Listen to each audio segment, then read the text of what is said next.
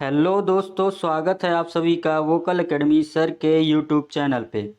साथियों, आज हम बैक्टीरियल डिसीज़ पढ़ेंगे। बैक्टीरिया तथा बैक्टीरिया से होने वाले रोग, इससे जितने भी वनडे एग्जाम में क्वेश्चन पूछे गए हैं तथा पूछे जाने की संभावना है, एक एक करके देखेंगे। तो आइए देखते हैं बैक्टीरियल डिसीज, जीवाणु।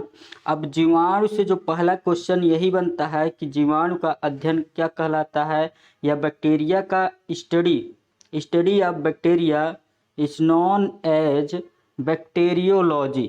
ठीक है, तो पहला क्वेश्चन यही याद रखना है कि बैक्टीरिया के अध्ययन को या स्टडी ऑफ बैक्टीरिया क्या बोलते हैं, बैक्टीरियोलॉजी। ठीक है, अब बैक्टीरिया की खोज यहाँ से भी क्वेश्चन पूछे गए हैं। तो एंटोनी वॉन लीवेनहॉक ने बैक्टीरिया की खोज की थी। ठीक है दोस्तों, बैक्टीरिया खोज किसने की, एंटोनी वॉन लीवेनहॉक ने। बैक्टीरिया के अध्ययन क्या बोलते हैं, बैक्टीरियोलॉजी। और बैक्टीरिया में क्या होती है, सेल वॉल प्रेजेंट होती हैं। ठीक है, बैक्टीरिया में सेल वॉल प्रेजेंट होती है, इसलिए इसको प्लांट किंगडम में रखा गया है, क्योंकि प्लांट में ही सेल वॉल पाई जाती है। और इसकी सेल वॉल जो बनी होती है, किसकी बनी होती है, पेप्टिडोग्लाइकैन की। ठीक है, इसकी जो सेल वॉल बनी होती है, बैक्टीरिया की सेल वॉल किसकी बनी होती है, पेप्टिडोग्लाइकैन की। अब देखिए, सबसे छोटा जो विश्व में सबसे छोटी सेल किस एक बैक्टीरिया की पाई जाती है, तो विश्व में सबसे छोटी सेल किसकी होती है, माइकोप्लाज्मा। माइकोप्लाज्मा बैक्टीरिया की विश्व में क्या होती है, सबसे छोटी सेल होती है। जबकि शुतुरमुर्ग का अंडा जो है सबसे बड़ी सेल होती है, और सबसे लंबी सेल होती है न्यूरॉन सेल। ठीक है, तो यहाँ पे सबसे छोटी सेल एक बैक्टीरिया है जिसका नाम है माइकोप्लाज्मा। तो विश्व में सबसे छोटी सेल किसकी होती है, माइकोप्लाज्मा की। और इसमें सेल वॉल क्या होता है दोस्तों, अब्सेंट होता है। ठीक है, इसमें सेल वॉल अब्सेंट होता है। बाकी जितने भी बैक्टीरिया हैं उसमें क्या होती है, सेल वॉल प्रेजेंट होती है। और सेल वॉल उसकी किसकी बनी होती है, ग्लाइकेन की। ठीक है, और सबसे छोटी जो सेल है माइकोप्लाज्मा, इसमें सेल वॉल क्या होती है दोस्तों, अब्सेंट होती है। ठीक है, इसमें क्या होती है, अब्सेंट होती है। ठीक, चलिए, अब ये जो सेल बैक्टीरिया है, बैक्टीरिया किस में रखा गया है, ये प्रोकैरियोटिक होते हैं। ठीक है, ये प्रोकैरियोटिक होते हैं, इसलिए इसको मोनेरा में रखा गया है। प्लांट किंगडम के किस में रखा गया है, मोनेरा प्लांट, मोनेरा। ठीक है, 5 किंगडम जो क्लासिफिकेशन किया है R.H. विटकर ने, तो मैंने मोनेरा में इसको रखा है बैक्टीरिया को। ठीक, और इसमें सेल वॉल क्या होती है, प्रेजेंट होती है, जिसका नाम है पेप्टिडोग्लाम। लेकिन एक बैक्टीरिया है जिसमें सेल वॉल एब्सेंट होती है, माइकोप्लाज्मा, इसमें सेल वॉल नहीं पाई जाती। ठीक, और ये कैसे होते हैं, बैक्टीरिया कैसे होते हैं, प्रोकैरियोटिक एनिमल है। चलिए, अब टाइप ऑफ बैक्टीरिया यहाँ से भी क्वेश्चन पूछे गए हैं। तो जैसे क्वेश्चन यहाँ से कैसे पूछता है कि जो स्फेरिकल आकार के होते हैं बैक्टीरिया, उनको क्या कहा जाता है, जो स्फेरिकल गोल आकृति के होते हैं उनको कोकस कहा जाता है। ठीक है, अगर एक बैक्टीरिया होगा तो उसको कोकस बोलेंगे, 2 बैक्टीरिया होंगे गोल आकार के तो उसको डिप्लोकोकस। ठीक है, 2 गोल आकृति के होंगे तो उसको डिप्लोकोकस। और स्टेफाइलोकोकस क्या बोलते हैं, कई सारे गोल आकृति के क्या होते हैं, एक गुच्छे में जुड़े होते हैं। ठीक है, और टेट्राकोकस 4 गोल आकृति के बैक्टीरिया क्या बोलते हैं, टेट्राकोकस। तो बात यहाँ से याद रखनी है, जो गोल आकृति के बैक्टीरिया होते हैं वो कैसे उनको क्या बोला जाता है, कोकस। ठीक है, और ये भी जैसे देखिए कई सारे क्या है, कोकस बैक्टीरिया मिलकर ये बना हुआ है, तो इसको स्ट्रेप्टोकोकस बोलते हैं। और जो बैसिलस बैक्टीरिया है, बैसिलस किस आकार का होता है, तो वो छड़ आकार का। ठीक है, बैसिलस किस आकार का होता है, छड़ आकार का। और डिप्लोबैसिलस कैसा होता है, डबल छड़ आकार का। ठीक, उसके बाद जो है स्पाइरल बैक्टीरिया, स्पाइरल आकार के होते हैं। और विब्रियो, ये कामा आकार के। ठीक है, विब्रियो कामा इनका पूरा नाम है, ये कामा आकार के होते हैं। तो ये यहाँ से क्वेश्चन ज़्यादा बनता है कि बैसिलस किस आकार के होते हैं, ये छड़ आकार के होते हैं। बैसिलस कैसे होते हैं, छड़ आकार के, रॉड शेप के। और जैसे दूध में कौन सा बैक्टीरिया पाया जाता है, लैक्टोबैसिलस बैक्टीरिया। ठीक है। लैक्टोबैसिलस बैक्टीरिया, बैसिलस है इसलिए वो कैसा होगा, क्षण आकार का होगा, ठीक है। और जो कोकस होंगे वो कैसे होंगे, गोलाकृति के होंगे। और सबसे साधारण बैक्टीरिया जो है वो है बैसिलस। सबसे साधारण बैक्टीरिया कौन है, बैसिलस, ठीक। चलिए अब बैक्टीरियल डिसीज, यहाँ ये इंपॉर्टेंट है दोस्तों, ये बने रहिएगा क्वेश्चन के लास्ट एंड तक। ये जितने भी डिसीज हैं सारे के सारे क्या है, इंपॉर्टेंट है, ठीक। तो बैक्टीरियल डिसीज, जीवाणु जनित रोग, जीवाणु जनित रोग, ठीक है। अब कौन कौन से रोग हैं जो बैक्टीरिया के कारण होते हैं, तो क्वेश्चन यहीं से पहले पूछता है कि निम्न में से कौन से बैक्टीरियल डिसीज हैं, कौन सी बैक्टीरियल डिसीज, ठीक। तो हम इसके पहले क्या पढ़ा चुके हैं, वायरल डिसीज और जो अनुवांशिक रोग हैं उसको डिटेल बात कर चुके हैं। तो जिन्होंने पिछली वीडियो नहीं देखा है वो जाके पिछली वीडियो देख लें। और इसके बाद ये है बैक्टीरियल डिसीज। अब बैक्टीरियल डिसीज में जीवाणु जनित रोग में जो पहला रोग है वो है ट्यूबरकुलोसिस। ट्यूबरकुलोसिस को हिंदी में बोलते हैं क्षय रोग, इसको शॉर्ट में बोलते हैं टीबी, ठीक है दोस्तों। ट्यूबरकुलोसिस, अब ये किस बैक्टीरिया के कारण होता है, तो पहली बात हम इसमें क्या क्या पढ़ेंगे, डिसीज में पैथोजन इसका क्या होता है। पैथोजन मतलब किस बैक्टीरिया के कारण ये रोग होता है, तो उसका नाम है माइकोबैक्टीरियम ट्यूबरकुलोसिस, ठीक है। जो टीबी रोग होता है वो किस बैक्टीरिया के कारण होता है, मतलब उसका रोग जनक कौन होता है या पैथोजन कौन होता है, वो है माइकोबैक्टीरियम ट्यूबरकुलोसिस, ठीक है। और इसका वाहक कौन होता है, मतलब ये किससे फैलता है, फैलाने का माध्यम कौन होता है, तो वेक्टर कौन होता है, एयर, सलाइवा, वाटर और फूड, ये क्या होते हैं, माध्यम होते हैं जिसके कारण ये क्या होता है, फैलता है, ठीक। अब यह एक कम्युनिकेबल डिसीज है। जो ट्यूबरकुलोसिस है ये कैसा रोग है, कम्युनिकेबल डिसीज, मतलब संक्रमण रोग है, ठीक है, संक्रमण रोग है। और क्रोनिक डिसीज है। क्रोनिक का मतलब क्या होता है दोस्तों, कि ये लंबे समय तक रहता है, ठीक है। जैसे सर्दी जुकाम हुआ ये कुछ दिनों तक रखता है, इसको एक्यूट डिसीज बोलते हैं। जबकि जो टीबी है ये कई दिनों तक, कई महीनों तक रहता है, इसलिए इसको क्रोनिक डिसीज बोलते हैं। और कम्युनिकेबल डिसीज मतलब संक्रमण रोग, ठीक है। और इसके लिए कौन सी वैक्सीन लगाई जाती है, मतलब टीबी के रोकथाम के लिए कौन सी वैक्सीन लगाई जाती है, क्वेश्चन कई बार एग्जाम में पूछे गए हैं।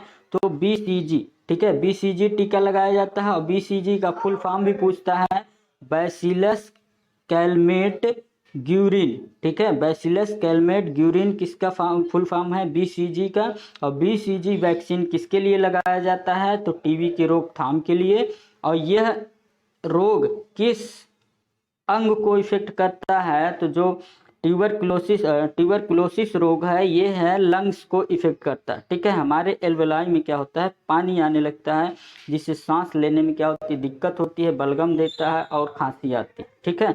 ये किसको, लंग्स को क्या करता है, इफेक्ट करता है, ठीक। तो इतनी बातें याद रखनी है किससे, टीबी से। और टीबी से पैथोजन कौन है, माइकोबैक्टीरियम ट्यूबरकुलोसिस, वेक्टर कौन है, एयर, सलाइवा, वाटर। और यह एक कम्युनिकेबल डिसीज है। क्रोनिक डिसीज मतलब लंबे समय तक चलता है। और इसके लिए कौन सा टीका लगाया जाता है, तो बीसीजी बैसिलस कैलमेटी ग्यूरिन, ठीक है। और किस आर्गन को इफेक्ट करता है, तो लंग्स को। चलिए इसके बाद जो नेक्स्ट डिसीज है वो टाइफाइड। अब टाइफाइड को हिंदी में बोलते हैं मियादी बुखार, ठीक है।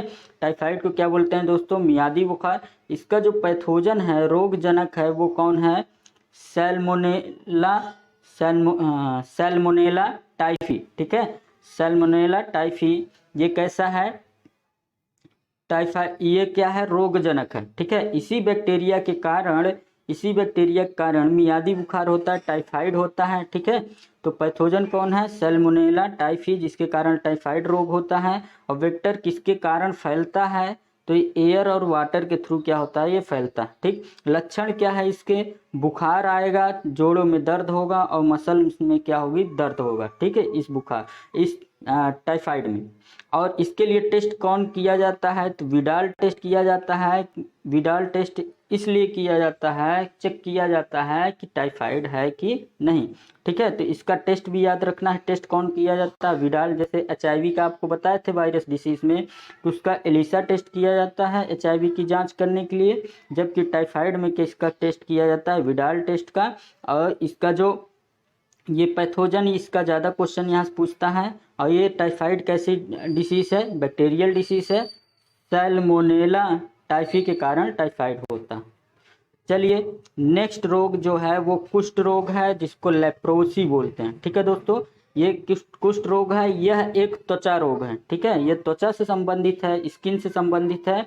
और पैथोजन इसका जो होता है, कौन सा बैक्टीरिया होता है? तो माइकोबैक्टीरियम लेप्री।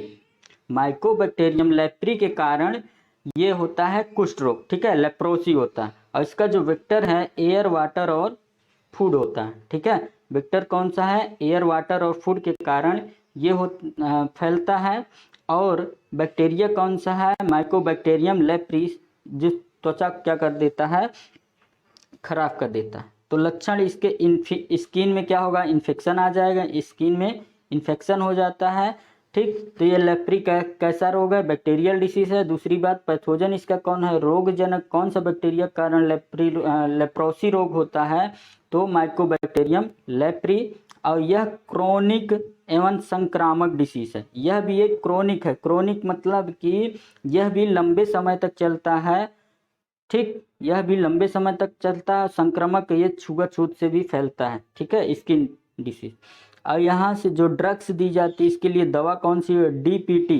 ठीक है, मल्टी ड्रग्स ट्रीटमेंट इसका किया जाता है। मल्टी ड्रग्स, कई ड्रग्स यूज की जाती हैं इसके इलाज के लिए। ठीक, चलिए नेक्स्ट डिसीज है वो है कॉलरा। ठीक है दोस्तों, नेक्स्ट डिसीज है क्या? कॉलरा। अब कॉलरा का जो पैथोजन है, मतलब रोगजनक है, किस बैक्टीरिया के कारण ये कॉलरा होता है? तो विब्रियो कॉलरा।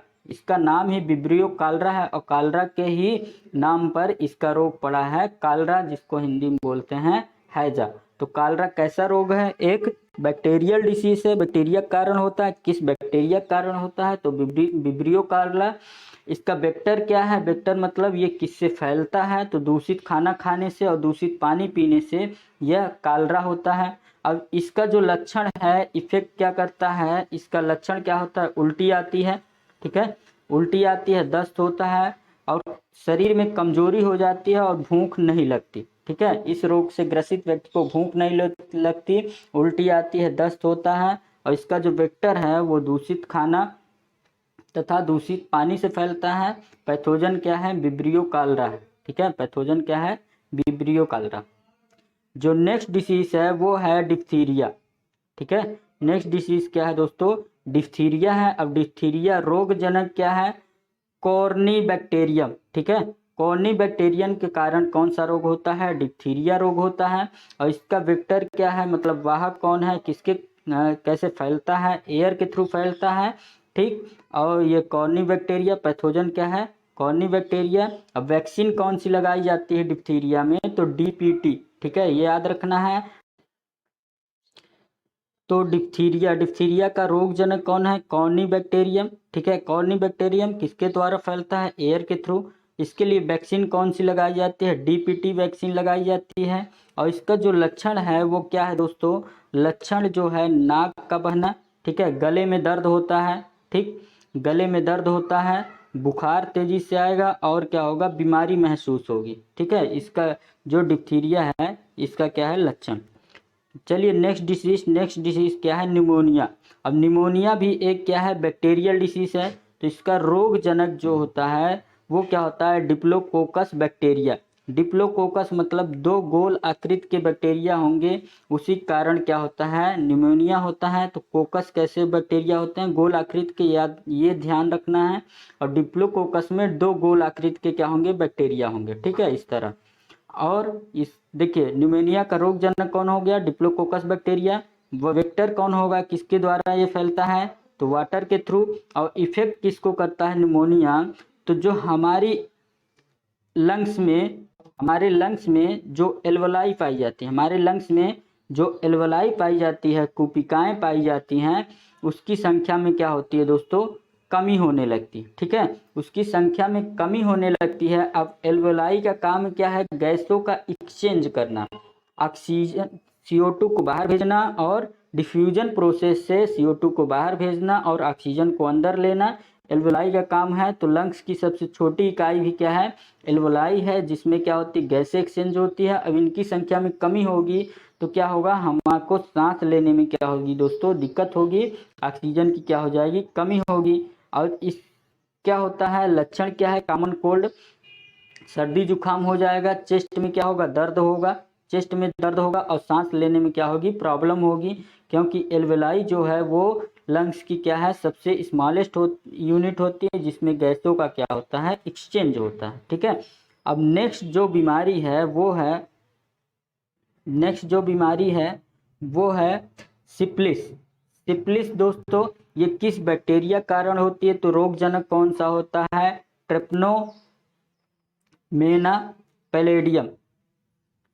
ट्रिप्नोमेना पैलेडियम जो है, इस रोग के कारण क्या होता है, सिप्लिस रोग, इस बैक्टीरिया के कारण सिप्लिस रोग होता है। और यह वेक्टर इसका क्या है, सेक्सुअल कांटेक्ट से फैलता है, ठीक है, सेक्सुअल कांटेक्ट से फैलता है।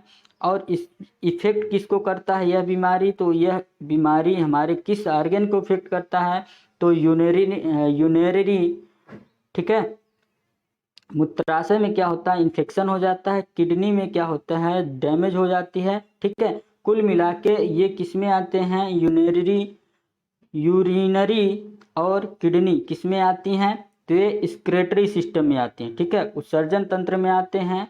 तो ये जो सिप्लिस बीमारी है, सिप्लिस बीमारी किस तंत्र को इफेक्ट करता है, तो सिप्लिस बीमारी ये इफेक्ट करता है एक्सक्रीटरी सिस्टम को, ठीक है। चलिए नेक्स्ट बीमारी जो है वो है टिटनस। टिटनस इसका जो रोगजनक है वो है क्लोस्ट्रिडियम, ठीक है, क्लोस्ट्रिडियम बैक्टीरिया के कारण टिटनेस होता है, यह भी एक बैक्टीरियल डिसीज है, ठीक है। और वेक्टर इसका क्या होगा, सॉइल, वेक्टर क्या होगा दोस्तों, सॉइल होगा। पैथोजन रोगजनक क्या होगा, क्लोस्ट्रिडियम बैक्टीरिया, ठीक है। इसका लक्षण क्या है, फीवर होगा, लॉक जा होगा, जोड़ों में दर्द होगा, ठीक है, जोड़ों में दर्द होगा। और इसके लिए वैक्सीन कौन सी लगाई जाती है, तो DPT वैक्सीन टिटनेस के लिए यूज की जाती है। चलिए अगर वीडियो अच्छी लगी हो तो चैनल को लाइक, शेयर और सब्सक्राइब करें। धन्यवाद।